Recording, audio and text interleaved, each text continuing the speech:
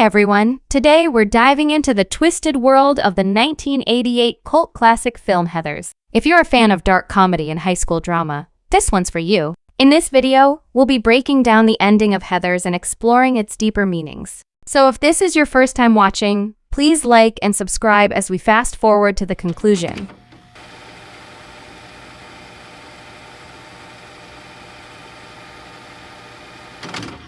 Towards the end of the movie, things start to spiral out of control. Veronica assumed Heather Chandler's death would improve the general high school experience, but Heather Duke quickly takes her place as Westerberg's devious dictator. And JD, who is a little cuckoo, believes the world would be better without Westerberg. Because in his mind, Westerberg is a reflection of the world. Horrified by his actions, Veronica dumps JD's creepy behind. He then tells Veronica's parents she is planning to take her own life. But Veronica overhears them and realizes JD plans to kill her and make it look like a suicide. So she decides to trick him by fake hanging herself. And when he finds her body, he decides to do one of those evil villain speeches and spoils his plan to blow up the school. Veronica races to the school to stop JD. But even while held at gunpoint, he refuses to defuse the bomb, so she shoots him in the hand. JD tries to justify his plan by saying the school's social hierarchy is the cause of all the cruelty. Veronica, however, keeps the gun pointed at him, demanding to know how to deactivate the bomb. JD surrenders and tells her to press the middle button to turn it off, but then lunges at her. Veronica shoots him, and he fumbles and stabs the bomb's wiring to pause the countdown. She keeps shooting, severely injuring him, and leaves the boiler room. JD, now wearing the bomb as a fashionable vest, follows her outside. The countdown restarts, and it's clear JD plans to go out with a bang. He expects Veronica to stop him, but she just prefers to enjoy the show. JD blows himself up in front of the school. Covered in blood and ash, Veronica goes back inside and takes the red scrunchie from Heather Duke, declaring, "There's a new sheriff in town." Veronica ends the Heather's reign of terror. She opposed JD's murderous plans, but agrees with his anti-clique beliefs. By removing Heather Duke's red scrunchie, Veronica advocates for a school without cliques and for more equal treatment of students.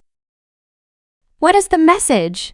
Watching Heathers in 2024 can be unsettling, especially when JD wanders around the school in his trench coat and whips out a gun in the cafeteria. But the movie has never been more relevant than right now. We're now in a world where death at school is a very real possibility. In a lot of American states, you cannot go outside without wondering if the person you are passing is armed and will be the next one to snap. Heathers looks past the nostalgia for our teen years and shows the pain there often can be, especially when you are on the wrong end of the social hierarchy. But do not forget that everybody feels insecure and alone in our society, even the most popular kids.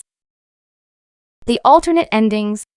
The film's writer Daniel Waters had 3 alternative ending ideas for Heathers. In one of them, JD's mission is a success, and he blows up the school, which would have upgraded the prom's location from school gym to heaven. But let's be honest, even if it's satirical, you can't make a teen suicide movie where in the end the message becomes that suicide is an effective way to stop getting bullied. But believe it or not, Waters originally gave the studio an even darker ending where Veronica kills JD in the boiler room, walks away from the high school, turns around, and she's wearing the fashionable bomb vest. She blows herself up in hopes to stop the vicious cycle then and there, although shocking, this would have probably only temporarily ended the social hierarchy. And the last alternate ending features Martha replying to Veronica's prom night invitation by stabbing her and calling her a Heather. The last shot would have had Veronica bleeding on the ground and spitting out, "My name's not Heather, you bitch."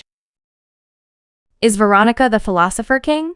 The Philosopher King theory is one of a hypothetical ruler in whom political skill is combined with philosophical knowledge. In the ending, Veronica takes the scrunchie out of Heather Duke's hair, which is symbolic for taking away the power. And as somebody who has lived in social limbo, because she was never really part of the Heathers, but hasn't touched the bottom of the ladder either, she has a special insight which she can use to debunk the social hierarchy system and replace it with a new system that respects all students equally.